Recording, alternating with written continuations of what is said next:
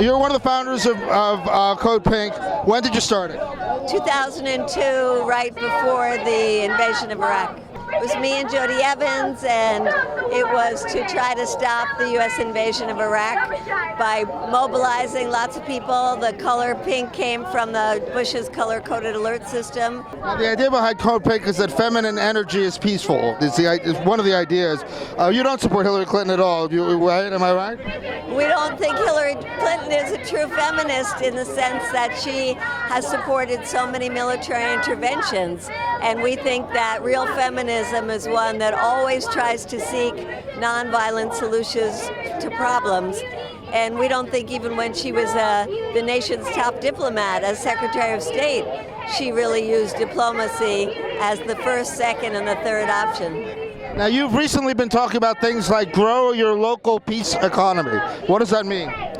It means get off the treadmill of the war economy, get rid of any investments through pension funds and other things that are invested in weapons industry, and start doing things that make us more self-reliant and are part of the greening of the planet instead of this destruction that the military is part of.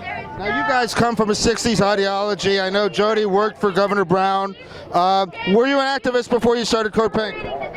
Well, I've been activist since the time I was 16, and that was many years ago because I'm 63 right now. So Vietnam started it all, am I right? Started with Vietnam, yeah. What is the goal of Code Pink, and how is it going to be carried forward?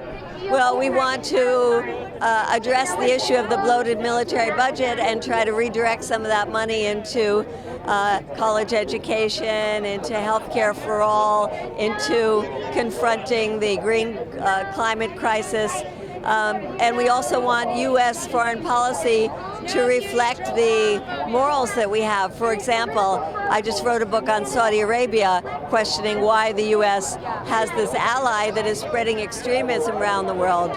We also question U.S. relationship with Israel and why we're supporting a government that's very repressive there. Do you see transparency in public spending as a great way to save money? And what about investing in the toughest communities? Not just free education, but investing in the toughest communities, because that's a very important thing. Oh, totally. I mean, we believe in transparency in everything. We've been fighting our government to do everything from force the Pentagon to pass an audit to releasing documents and the policies that are behind things like the drone warfare. And we also believe that that money that we're spending on things like the F-35, which will be $1 trillion for a plane we don't need, could do so much to, if it were invested in our communities that are impoverished, that need everything from infrastructure to affordable housing to good schools. Every Al Gore $7,000 ashtray can be invested in the toughest and poorest communities in the United States.